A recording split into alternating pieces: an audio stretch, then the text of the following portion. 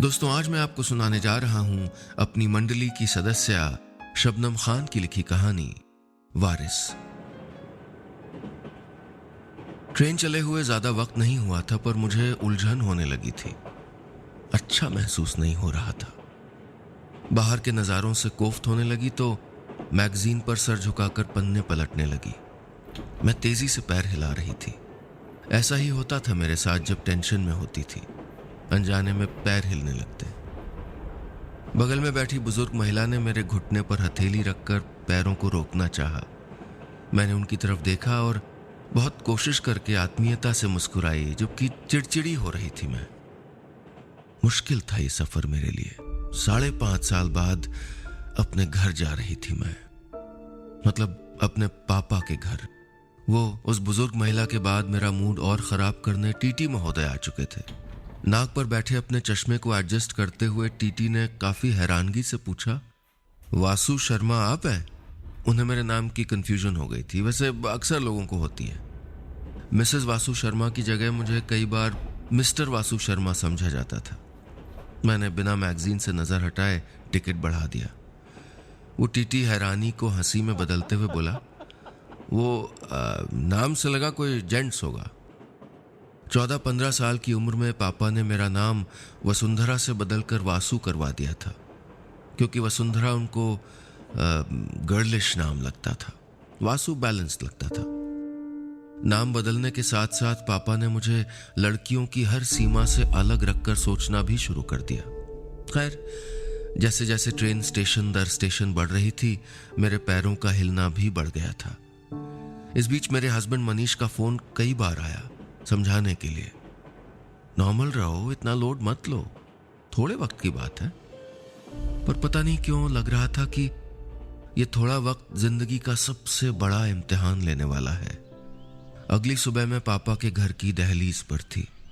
आखिरी बार जब यहां से निकली थी तो पापा के आखिरी शब्द कान में पड़े थे, अपनी शक्ल मत दिखाना दोबारा। शायद मैं शक्ल दिखाती भी नहीं अगर वकील अंकल ने फोन करके लीगल फॉर्मेलिटीज के लिए बुलाया ना होता। उनका फोन आया तो मनीष पीछे ही पड़ गए कि मुझको जाना चाहिए। घर पहुंच गई थी मैं। घर के दरवाजे का पेंट वही था, लेकिन उस पर सालों से लगी बेल सूख गई थी। हरी बेल का पीला मटमैला रंग मुझे बदले हुए वक्त का अंदाजा दे रहा था। और कुछ ही पलों के बाद पापा मेरे सामने थे। 3 कदम की दूरी थी, पर लगा हम दोनों इस दुनिया के 2 अलग अलग कोनों में खड़े हैं। हाँ, इतने दूर हो चुके थे हम बीते कुछ सालों में। पूरा हफ्ता प्रैक्टिस की थी आईने के सामने। इतने साल बाद पापा का सामना होगा तो नजरें नहीं मिलानी है, थोड़ा गुस्सा दिखाना है। चेहरे के भाव को जरा छिपाऊंगी और सबसे जरूरी बात, आंखों में एक भी आंसू नहीं आने देना है। लेकिन पापा को देखकर मैं सब भूल गई। मैं उन्हें एक टक देख रही थी। मेरे होंठ कांप रहे थे और आंखें आंसुओं का समंदर हो गई थी। 5 सालों में पापा की देह कमजोर हो गई थी। आंखों के नीचे गहरे काले गड्ढे बने हुए थे। वो जिन कंधों पर बचपन में बिठा लेते थे, झुक से गए थे वो थोड़े। पर पापा ने मुझे ठीक से नहीं देखा। मेरे आने पर नौकर को आवाज लगाकर कहा, किशन, इनका सामान ऊपर वाले कमरे में रख दो। फिर शायद मुझे सुनाने के लिए बोले, वकील साहब को अर्जेंट काम आ गया है, 6-7 दिन के लिए भोपाल निकलना पड़ा है रात में ही, इनको रुकना है थोड़े दिन। वो चले गए और मैं वहीं खड़ी रह गई, खामोश। पापा शादी के बाद आज पहली बार मुझे देख रहे थे। जिस लड़की ने घर पर कभी दुपट्टे वाला सूट तक नहीं पहना, वो साड़ी में थी। मेरे कंधों तक रहने वाले बाल अब बढ़कर कमर तक आ गए थे। पापा ने मुझे नजर भर देखा भी नहीं। अपने कमरे में जाने के लिए बढ़ाया एक एक कदम बहुत मुश्किल था। मैंने मुट्ठियां भींच लीं ताकि रुलाई रुक जाए, लेकिन कमरे में पहुंची तो पुराने जख्म पर कोई मरहम सा लग गया। सब वैसा था जैसे कई साल पहले छोड़ गई थी। अलमारी के कपड़े, दीवार पर लगे फोटो फ्रेम, साल 2012 का कैलेंडर, चांद सितारे वाला विंड चाइम्स और कंप्यूटर टेबल। मैं घूम घूम कर कमरे का एक एक सामान देखने लगी। एकदम से कमरा जादुई हो गया। जो चीज छूती उससे जुड़ी याद ताजा हो जाती। वहां किताबों के रैक तक पहुंची तो सामने एमबीए की किताबों का नया नया सेट रखा था। उफ, ये किताबें और वो एमबीए का कोर्स करना नहीं चाहती थी मैं, पर पापा चाहते थे कि मैं एमबीए की पढ़ाई करूं, उनका बिजनेस आगे बढ़ाऊं, उनका वारिस कहलाऊं। सच बता रही हूं, मम्मी जिंदा होती ना तो पापा की जिद के आगे मैं कभी नहीं झुकती, लेकिन मम्मी के ना होने से पापा मेरी जिम्मेदारी थे और मैं उनकी। बस मान ली उनकी एमबीए वाली जिद। सोचती हूं मेरी जिंदगी बहुत सिंपल हो सकती थी, बहुत नॉर्मल, अगर एक बार, सिर्फ एक बार पापा ने भी मेरी एक जिद मान ली होती, मनीष और मेरा रिश्ता अपना लिया होता। 2 दिन बीत गए थे घर में, लेकिन मुश्किल से 2-3 बार ही पापा का सामना हुआ था। वो हर बार बस इतना कहते, कुछ चाहिए तो किशन से कह देना। न मैंने पापा से वो पूछा, आप कैसे हैं? न उन्होंने मुझसे जानना चाहा कि मैं मनीष के साथ अपनी शादीशुदा जिंदगी में खुश हूं या नहीं। ज्यादातर बातें नौकर के जरिए ही हो रही थीं। उसी ने बताया था कि पापा अब काफी बीमार रहने लगे हैं। शायद यही वजह थी कि वो अपने बिजनेस की सारी जिम्मेदारियां मेरे चाचा के बेटे सुमित को सौंप रहे थे, वही जिम्मेदारियां जो कभी मुझको सौंपी जानी थी। मैं पापा की इकलौती बेटी थी। पापा मुझे अपना वारिस मानते थे। लड़कियों को ये शोभा नहीं देता टाइप की बातों से कोसों दूर थी मेरी परवरिश। रिश्तेदार लाख कहते पापा से, इनकी मां नहीं है, तुम तो जरा होश से काम लो, बड़ी होकर अगले घर जाएगी तो क्या करेगी? पापा कह देते, वही करेगी जो इस घर में करती है। पापा के कई प्लान्स थे मेरी जिंदगी के लिए और मैं उन प्लान्स के मुताबिक ढलने की कोशिश करती रही, पर जाने टीनेज के वो कौन से बगावती दिन थे जब रह रहकर पापा से उलझ जाती मैं। एक बार मैंने कहा, मुझे कथक सीखना है। पापा ने मेरी बात अनसुनी करके मुझको कराटे क्लास में डलवा दिया। जब 10th के बाद स्ट्रीम चुनने का वक्त आया तो पापा ने आर्ट्स के बजाय कॉमर्स दिला दी। कॉलेज में जिन दिनों मनीष से मोहब्बत हुई, पापा मुझे बिजनेस के दांव पेच की एक्स्ट्रा क्लास दे रहे थे। न जाने क्यों पापा को लगता था कि वारिस बनने के लिए मुझे दूसरी लड़कियों से अलग अपनी जिंदगी जीनी पड़ेगी, और मुझे लगता था कि उनका वारिस बनने के चक्कर में धीरे धीरे मेरी जिंदगी से मेरा सब कुछ छिनता जा रहा है। इसी टकराव, इसी भटकते मन ने एक बार खुलकर बगावत कर दी।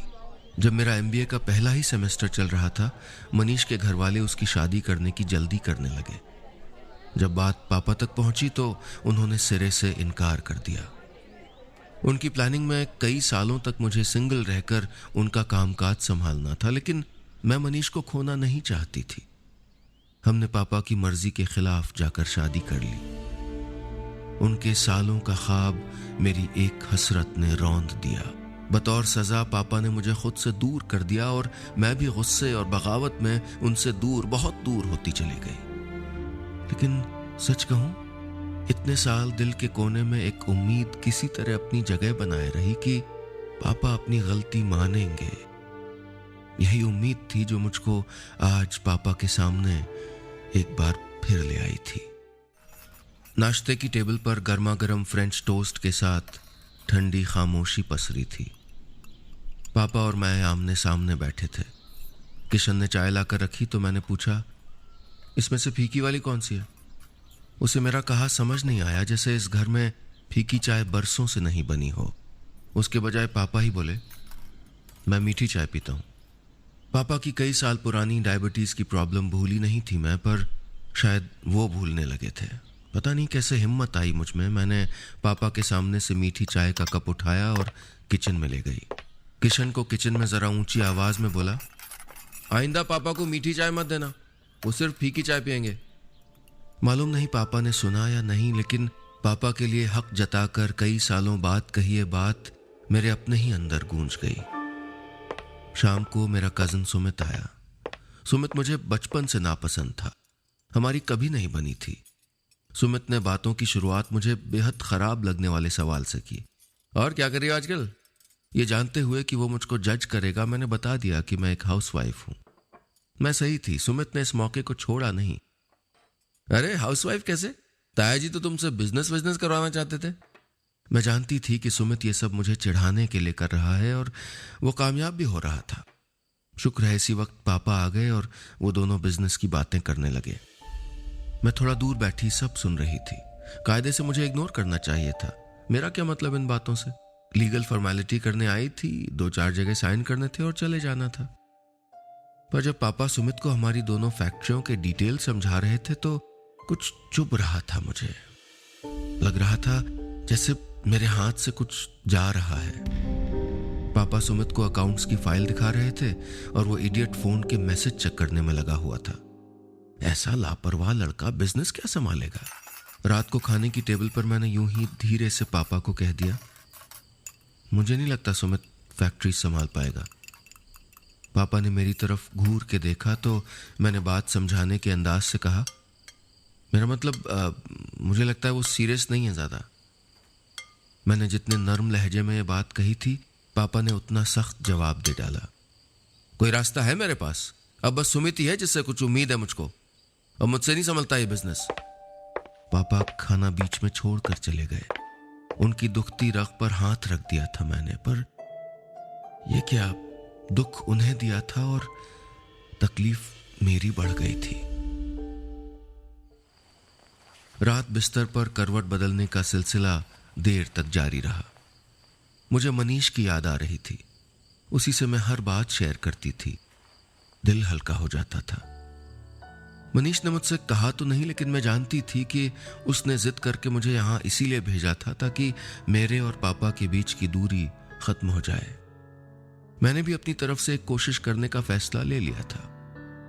मैंने सुन लिया था कि ऑफिस में कोई मीटिंग होने वाली है जहां सुमित एक प्रेजेंटेशन दिखाएगा कि बिजनेस को आगे ले जाने का उसके पास क्या प्लान है। तो मैं भी पहुंच गई उस मीटिंग में। वहां पापा, सुमित, दोनों फैक्ट्री के मैनेजर, अकाउंटेंट और कुछ सीनियर मैनेजमेंट के लोग थे। सुमित की प्रेजेंटेशन के बीच मुझे एक पॉइंट में गड़बड़ लगी। मैंने काउंटर सवाल किया और सबके सामने हमारी बहस हो गई। आपको समझ भी आता है ये सब? एमबीए तक तो पूरा नहीं किया था आपने। मुझे सुमित की ये बात लग गई। वो बोलता जा रहा था, इतने साल से घर पे हो, कम से कम आप तो बिजनेस मत ही सिखाओ ना मुझे। उसने ये बात बोली तो मैं गुस्से से मीटिंग रूम से बाहर निकल आई और सीधा घर आ गई। मुझे बहुत रोना आ रहा था, इसलिए नहीं कि सुमित ने मुझको 4 बातें सुनाई थी, बल्कि इसलिए क्योंकि पापा ने उसको रोका नहीं था। मैंने सोचा था कि इसका गिला पापा से नहीं करूंगी। क्यों करूंगी? उन्हें बुरा लगा होता तो वहीं सुमित के बच्चे का मुंह बंद करवा देते ना। लेकिन जब डिनर टेबल पर पापा सामने आए तो मेरा गुस्सा और आंखों से आंसुओं की कई कई धाराएं एक साथ फूट पड़ी। मैं रोती जा रही थी और बोलती जा रही थी, वैसे तो आप बहुत मॉडर्न पापा थे, अपनी बेटी को वारिस बनाना चाहते थे, बेटी की परवरिश बेटों से बढ़कर की, लेकिन ये क्यों नहीं सोचा कि शादी के बाद बेटी पराई नहीं होती है। कहते कहते मेरी हिचकी बंधने लगी थी। पापा आज एक अरसे बाद मुझसे नजरें मिलाकर एकटक मुझे देख रहे थे। आपने मुझे ऐसा जताया जैसे शादी करने से मेरा फ्यूचर खराब हो गया। आपकी वजह से मेरा सारा कॉन्फिडेंस गिर गया और इसीलिए मैं शादी के बाद घर पे बैठ गई। आपको बनाना है ना सुमित को अपना वारिस, जाइए शौक से बनाइए। कल जब वकील अंकल आ जाएंगे मैं सारे पेपर्स पे साइन करके वापस चली जाऊंगी। कहते हुए मैं भागती हुई अपने कमरे की तरफ चली गई। पापा की तरफ सालों बाद बढ़ाया एक कदम मैंने खुद वापस ले लिया था। अपने कमरे में आकर मैंने सूटकेस खोलकर सामान फिर से पैक करना शुरू कर दिया। अगले दिन ही लौटना था मुझको। सामान रखते रखते मेरे हाथ में पापा और मेरी तस्वीर वाला फोटो फ्रेम आ गया। मेरे हाथ उसी पर थम गए। तस्वीर में पापा एक कुर्सी पर बैठे थे और मैं दोनों हाथ उनके गले में डालकर उनके पीछे खड़ी थी। मैंने तस्वीर को सीने से लगा लिया, बिल्कुल उस तरह जैसे पापा के सीने से लग जाना चाहती थी। तस्वीर को सीने से चिपकाए ही मैं उस रात सो गई। अगले दिन दोपहर को घर पर कुछ करीबी रिश्तेदार और वकील अंकल आ गए थे। सुमित भी आया था। मैं बुझी बुझी सी थी पर सबसे मिली, सिर्फ पापा से बचती रही। फिर वसीयत पढ़ी गई और कुछ ऐसा हो गया जो मेरे ख्वाबों ख्यालों में नहीं आया था। नई वसीयत के हिसाब से पापा की दोनों फैक्ट्रियों समेत उनका सारा बिजनेस मेरे नाम कर दिया गया था। मुझे समझ नहीं आ रहा था कि मैं क्या कहूं।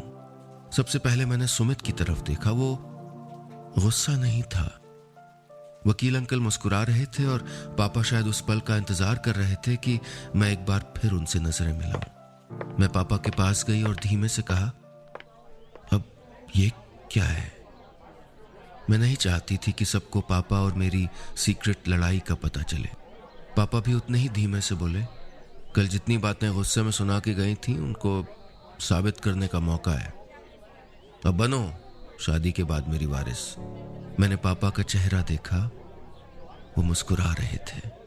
वो दबी नाम वाली मुस्कुराहट नहीं जो पिछले एक हफ्ते में कई बार देखी थी, बल्कि एक खिली खिली मुस्कुराहट।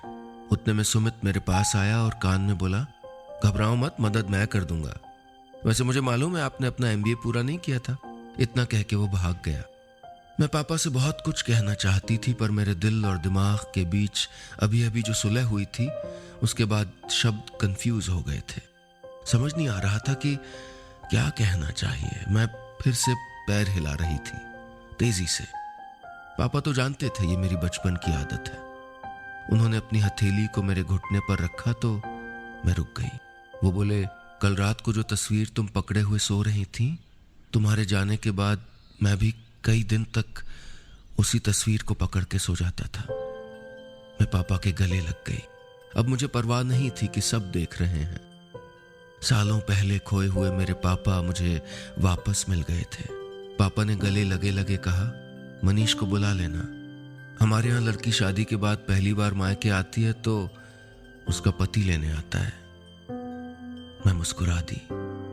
कई सालों बाद ही सही, पापा ने मेरी जिद मान ली थी। दोस्तों, कहानी खत्म, पैसा हजम। उम्मीद है ये कहानी आपको पसंद आई होगी।